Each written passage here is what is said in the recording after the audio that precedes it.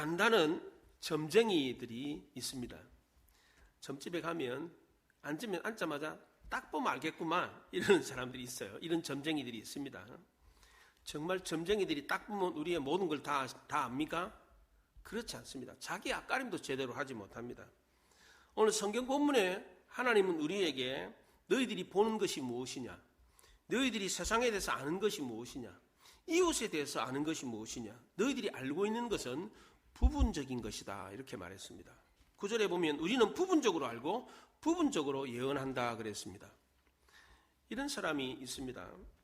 어떤 사람과 대화를 하면 나는 10분, 20분 대화를 하면 그 사람에 대해서 알 수 있습니다. 이런 말을 하는 사람이 있습니다. 이건 최고의 착각입니다. 한 번은 저에게 어떤 분이 찾아와가지고 교회 맞은편에 아파트에 친구가 살아서 친구 집에 놀러 왔다가 돌아가는 길에 목사님께 기도를 받고 싶어서 왔습니다. 몸이 아파서 수술을 받아야 되는데 기도를 받고 싶습니다. 그래서 제가 기도를 해드렸습니다. 그랬더니 이분이 전에 저도 교회 성가대 지휘도 하고 찬양 인도도 했습니다. 수술 받고 나면 이 교회 와서 봉사하겠습니다. 근데 병원 갈 차비가 없습니다. 차비 좀 주십시오.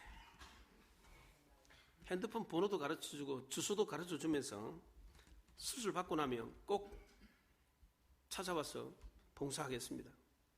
그래서 제가 감동을 받고 지갑에 있는 돈을 다 털어가지고 줬어요.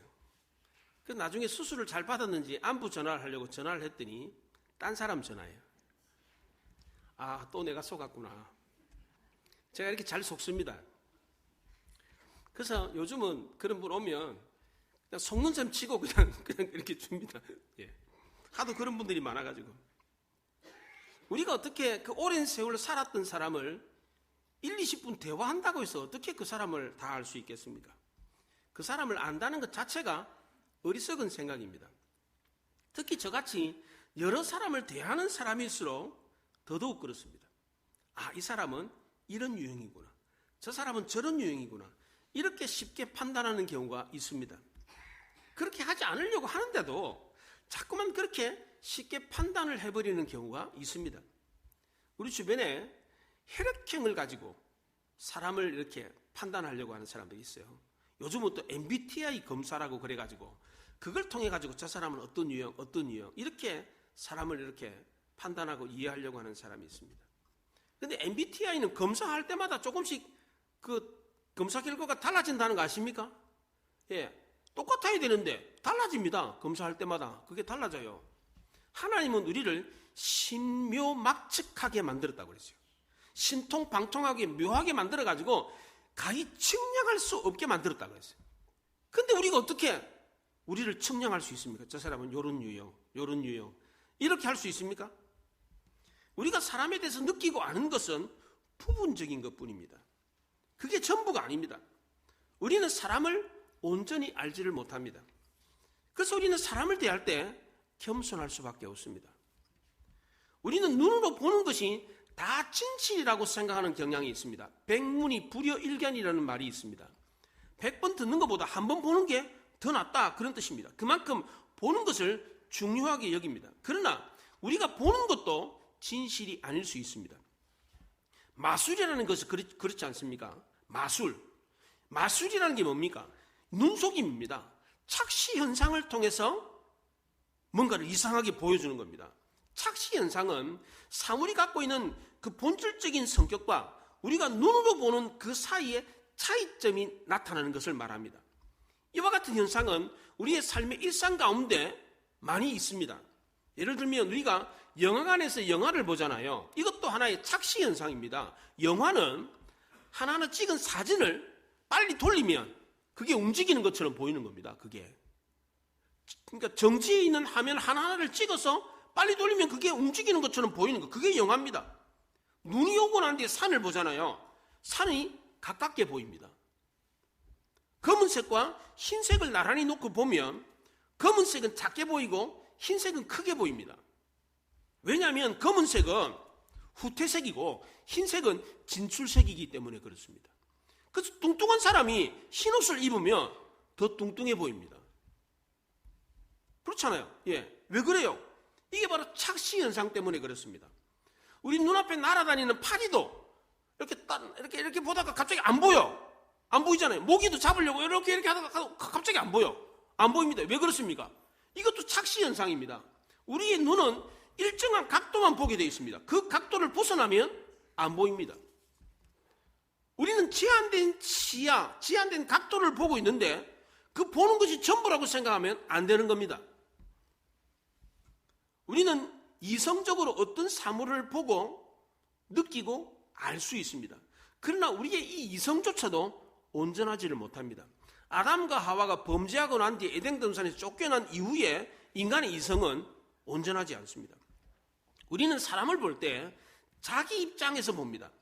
내 경험과 내 지식과 내 판단과 내 욕망에 따라서 그 사람을 봅니다. 이것은 오류이고 착각입니다. 상대방 입장에서 입장 바꾸고 나서 보려고 하는데 금방 또 돌아서 가지고 또 자기 입장에서 사람을 보려고 합니다. 그래서 우리는 상대방의 모습을 온전히 볼 수가 없습니다. 우리가 보는 상대방은 빙산의 일각에 불과합니다. 왜 그 사람이 그 행동을 했는지, 왜 그 사람이 그 모습을 하고 있었는지 우리는 알지 못합니다. 왜냐하면 우리는 그 사람의 빙산의 일각만, 그 사람의 겉모습만, 우리가 보이는 그 모습만 보았기 때문입니다.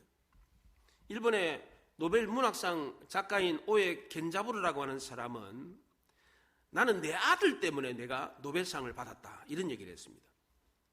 그의 아들이 뇌성마비 환자였습니다. 오에 겐자부르는 이 아들 때문에 시야가 넓어졌습니다. 자기 아들만 생각하지 않고 온 인류를 생각했습니다. 글을 쓸 때도 세계를 생각하며 글을 썼고 사람을 볼 때도 넓게, 폭넓게 사람을 보고 글을 썼습니다. 그래서 노벨상을 받을 수 있었던 겁니다. 통합적으로 넓게 보는 사람이 온전한 사람입니다. 교회 안에서도 마찬가지입니다. 사람을 볼 때에 넓은 시야로, 넓은 마음으로 볼 수 있어야 합니다. 그런데 대부분의 사람들은 이렇게 보지 않습니다. 자기가 알고 있는 것이 최고다, 자기가 본 것이 전부다, 이렇게 생각을 합니다.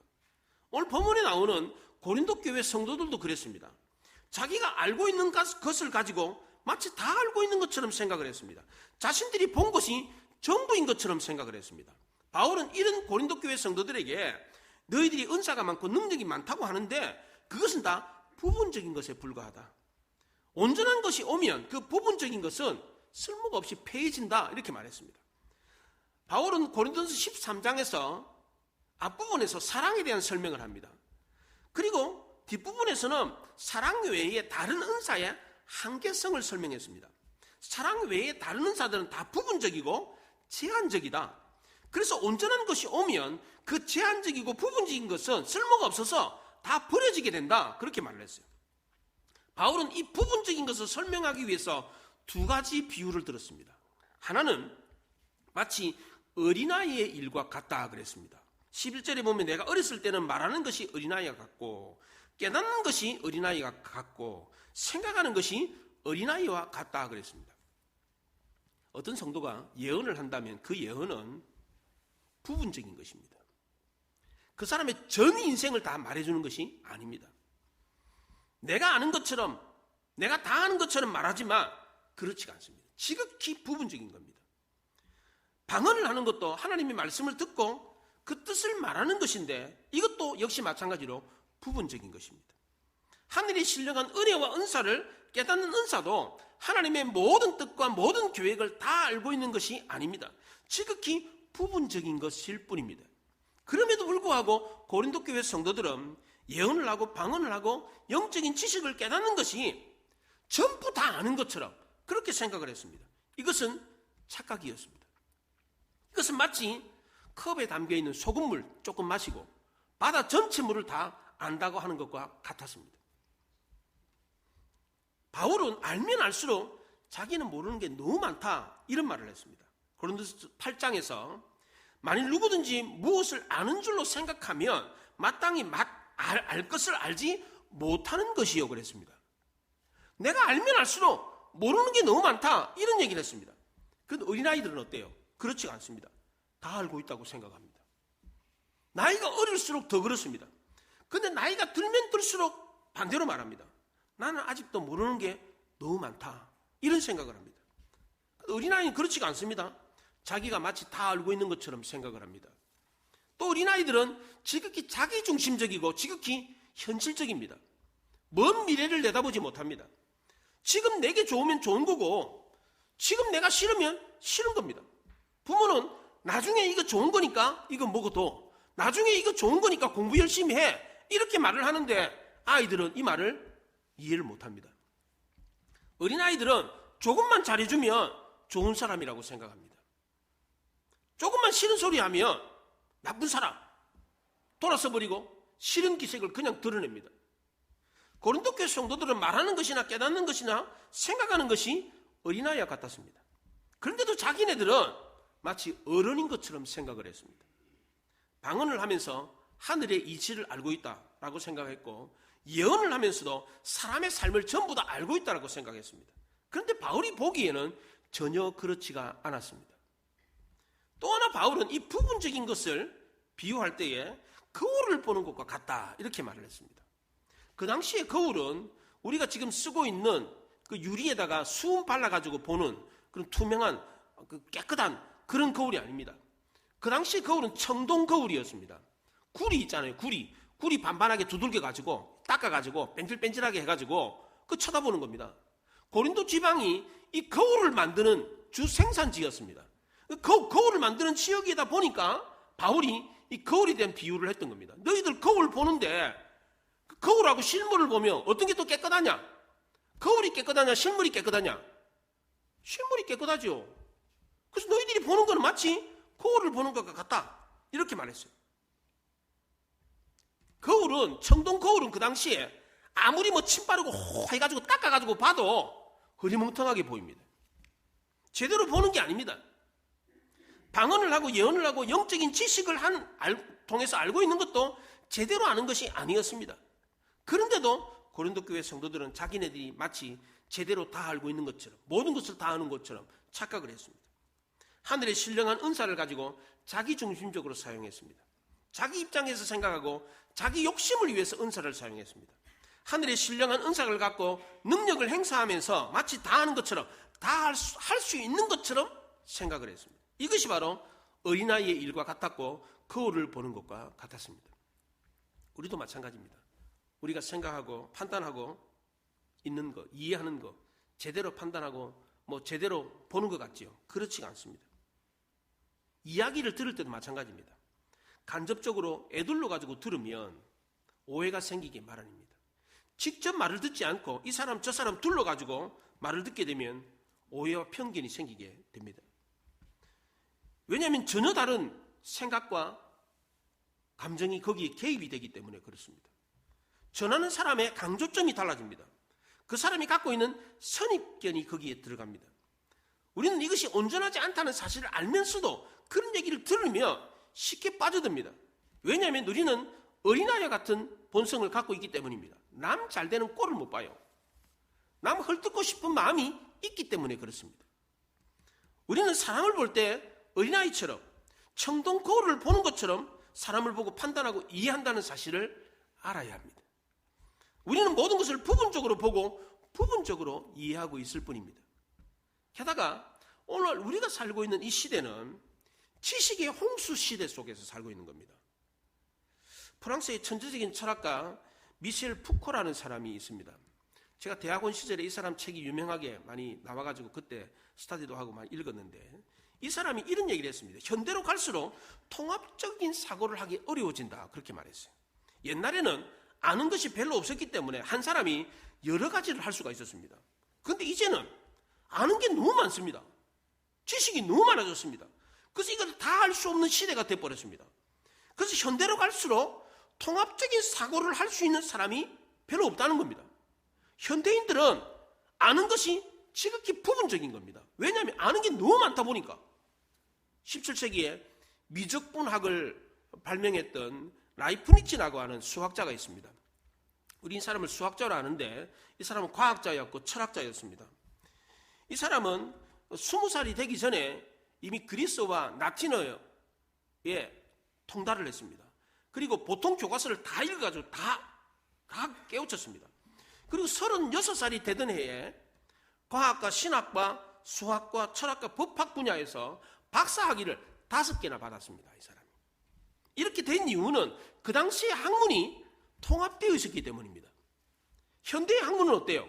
다 지금 세분화됐습니다. 분화가 됐습니다. 옛날에는 심리학이라는 학문이 없었습니다. 심리학 중에서 오늘날은 또 상담학이라는 것이 또 분화가 됐어요. 심리학 박사, 상담학 박사가 따로 있습니다. 근데 옛날에는 심리학도 없었고 상담학도 없었습니다. 과거에는 모든 학문이 통합되어 있었기 때문에 한 사람이 박사학위를 여러 개 받을 수가 있었습니다. 그러나 지금은 어때요? 계속해서 학문이 세분화되고 분화됩니다. 그 분화되는 학문도 더 깊어지고 더 넓어졌습니다. 그래서 한 사람이 평생 동안 한 분야에서 박사학위 하나 따는 것도 어려운 시대가 됐습니다. 옛날에는 5개, 6개 막 딸 수가 있었어요. 그러나 지금은 그런 시대가 아니라는 겁니다. 그렇다면 오늘날 지식의 홍수 속에서 살고 있는 우리는 부분적으로 알고 부분적으로 이해하면서 살아야 합니까? 그렇지 않습니다. 사도 바울은 비록 고린도 교회 성도들이 조금만 알고 조금만 이해하고 있었지만 온전해질 수 있다고 했습니다. 세상의 모든 지식과 모든 이치를 다 깨달아야만이 온전해지는 것이 아니라고 했습니다. 사도 바울은 이 한 가지만 알면 다 알 수 있다라는 얘기를 했습니다. 이 한 가지만 있으면 예언과 방언과 영적인 지식은 다 알 수 있다 이렇게 말했습니다. 그 한 가지가 무엇입니까? 바로 사랑이었습니다. 사랑이 있으면 참된 하나님의 지식에 도달할 수 있고 사랑할 때 우리는 비로소 전체를 보고 온전해질 수 있습니다. 우리는 사랑하게 될 때 전체를 보게 되고 온전한 눈으로 사물을 볼 수 있습니다. 이것이 바로 비밀입니다. 사실을 사실대로 볼 수 있는 방법이 바로 사랑이라고 했습니다. 우리가 하나님을 사랑할 때에 하나님을 온전히 알 수 있습니다. 우리가 하나님을 사랑하지 않으면 하나님을 온전히 알 수 없고 하나님의 부분만 알 수 있습니다. 우리가 어린아이 같았을 때는 하나님을 어떻게 합니까? 나의 필요를 통해서 합니다.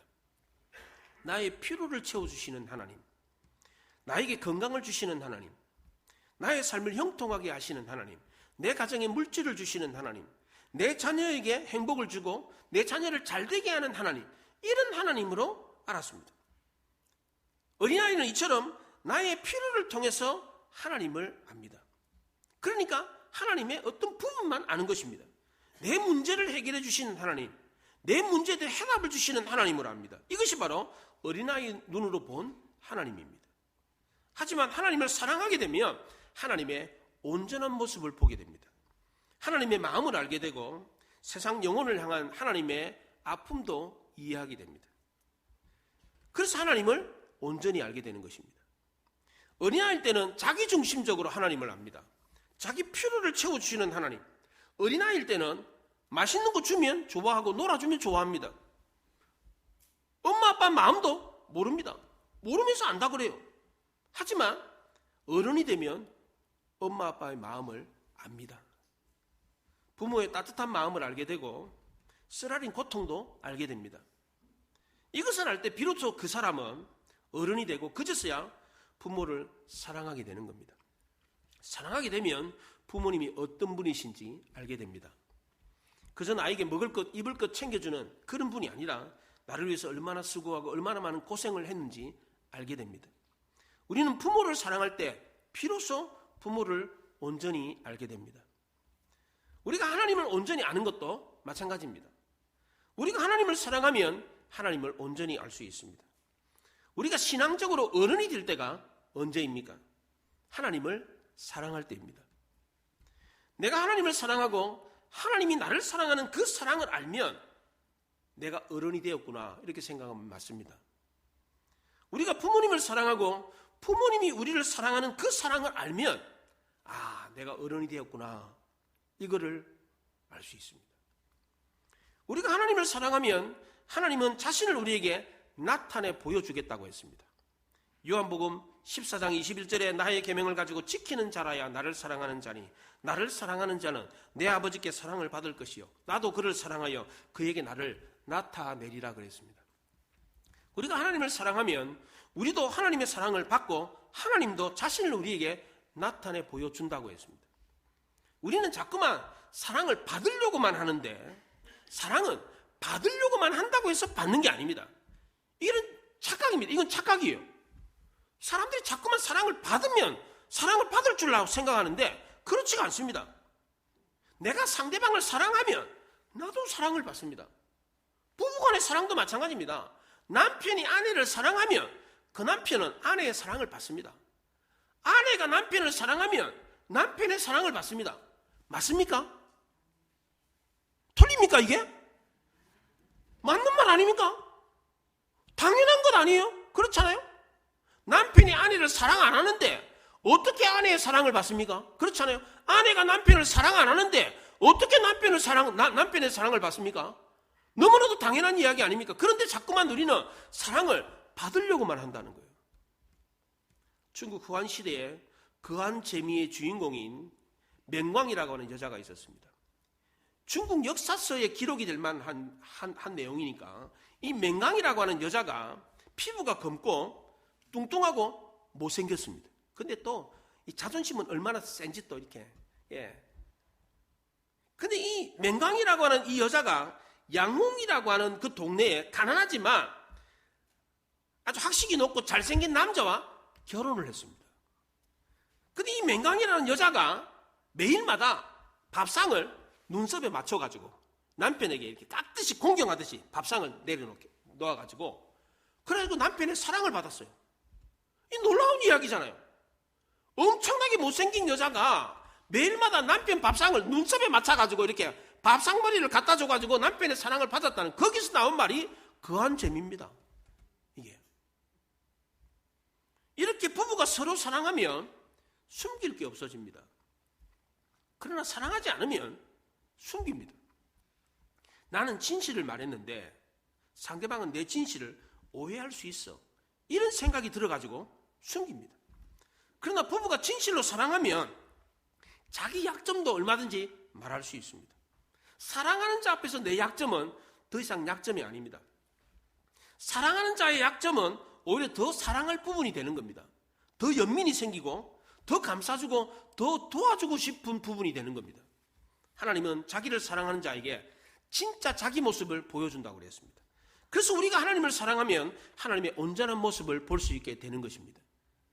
그런데 하나님을 알지 못하고 하나님을 사랑하지 않은 사람들은 하나님을 어떻게 보았습니까? 예수님이 병자를 고치고 기적을 일으켰을 때 세상 사람들이 예수님을 어떻게 봤습니까? 귀신 들려서 귀신의 힘을 빌려가지고 저런 일을 한다, 그렇게 말했어요. 서기관과 바리새인들은 예수님이 죄인과 세리의 친구다, 이렇게 비난을 했습니다. 예수님은 좋은 일을 하고도 욕을 얻어먹었습니다. 아무리 좋은 말씀을 해도, 아무리 좋은 일을 해도 사람들은 예수님을 무시하고 비난했습니다. 왜 그랬습니까? 그들 마음 가운데 예수님을 사랑하는 마음이 없었기 때문입니다. 사랑이 없는 사람은 항상 정죄하고 비판만 합니다. 우리가 예수님을 믿고 구원받고 천국에 가는 이 복음의 역사도 사랑이 없이는 이루어지지 않습니다. 요한일서 4장 7절 8절에 사랑하는 자마다 하나님께로 나서 하나님을 알고 하나님을 사랑하지 아니하는 자는 하나님을 알지 못하나니 그랬습니다. 사랑하는 자가 하나님을 안다고 그랬습니다. 그럼 하나님을 사랑하지 않는 사람은 하나님을 알지 못한다는 뜻인데, 하나님을 알지 못하는 사람이 어떻게 구원받고 천국을 갑니까? 그렇잖아요. 우리가 하나님을 사랑하게 될 때 비로소 하나님을 알게 되고 하나님이 아들 예수 그리스도를 십자가 못 박혀 죽게 하신 그 십자가의 의미를 깨닫고 십자가를 통해서 구원받는 것입니다. 우리가 하나님을 사랑하면 하나님을 온전히 알게 되고 그 하나님을 통해서 구원도 받게 되는데, 구원만 받는 것으로 끝나는 것이 아닙니다. 하나님을 사랑하면 그 사랑으로 우리도 온전해집니다. 12절에 우리가 지금은 거울로 보는 것 같이 희미하나 그때에는 얼굴과 얼굴을 대하여 볼 것이요 지금은 내가 부분적으로 아나 그때에는 주께서 나를 아신 것 같이 내가 온전히 알리라, 그렇게 말했습니다. 여기 얼굴과 얼굴을 보게 된다 그랬습니다. 이 본래 말은 눈과 눈을 본다는 말입니다. 이 표현이 얼마나 아름다운 말인지 모릅니다. 존 칼빈은 기독교 강요 제1장 제1절에서 하나님을 아는 지식은 나를 아는 지식과 같다, 그렇게 말했습니다. 내가 나를 보면 어떻습니까? 여러분들이 여러분 자신을 봤을 때 어떻게 보입니까? 게으르고 나태하고 허물 많고 죄 죄인, 이렇게 보이지 않습니까? 그런데 나를 사랑하는 하나님의 눈에 비친 내 모습은 전혀 다른 나입니다. 사랑하는 사람은 나를 게으른 사람, 나태한 사람, 허물과 많고 실수가 많은 이런 모습으로 보지 않습니다. 사랑스러운 나, 아름다운 나로 본다는 겁니다. 사랑하는 예수님의 눈에 비친 내 모습은 더 이상 허물 많고 죄 많은 죄인의 모습이 아닙니다. 아름다운 모습, 사랑받기 위해 태어난 모습, 여전히 가능성이 있고 언제나 아름답고 사랑스러운 모습으로 보입니다. 우리는 하나님의 시선으로 나를 볼 때에 나를 온전히 볼 수가 있습니다. 자기 얼굴을 자기가 볼 수 있는 사람이 누가 있습니까? 비춰보는 것밖에 뭐 있습니까? 그렇잖아요? 자기 얼굴을 어떻게 봅니까? 그런데 자기 얼굴을 온전하게 볼 수 있는 방법은 하나님을 보는 겁니다. 하나님의 눈 속에 비친 내 모습을 볼 때에 온전한 나를 볼 수 있습니다. 거기에는 나를 향한 하나님의 뜻이 있고 하나님의 사랑이 있습니다. 우리는 하나님을 사랑하면 하나님의 온전한 모습을 볼 수 있고 그 얼굴에 비친 하나님의 눈에 비친 내 모습을 볼 수가 있습니다. 지금도 하나님이 우리를 사랑스러운 눈으로 바라보고 계신 것을 알 수 있고 그 하나님의 눈에 비친 나의 아름답고 사랑스러운 모습을 볼 수 있습니다. 우리는 이 사랑이 있어야 하나님을 알고 구원받고 하나님을 통해서 우리 자신도 알게 되는 겁니다. 그럼 우리는 어떻게 하면 이 사랑을 할 수 있습니까? 나 사랑할래? 그럼 사랑할 수 있습니까? 사랑하고 싶다고 해서 사랑이 됩니까 이게? 그렇지 않습니다. 사도 바울은 고린도 교회 성도들에게 너희들이 지금 알고 행하는 것이 부분적인 것이다. 어린아이의 일과 같다. 청동 거울을 보는 것과 같다. 그러니까 까불지 마라. 겸손해라. 이렇게 말을 했어요. 너희들이 다 아는 게 아니다. 어린아이의 일과 같고 청동 거울을 보는 것과 같으니까 겸손해라. 그렇게 말했습니다. 예수님도 나는 마음이 온유하고 겸손하니 나의 멍에를 메고 내게 배우라. 그렇게 말했어요. 우리가 사랑함으로 하나님을 알고 하나님을 알므로 구원받고 우리 자신이 온전해진다고 하더라도 우리가 이 사랑을 배우지 못하면 그 모든 좋은 것이 아무 소용이 없습니다. 단지 그림의 떡일 뿐입니다.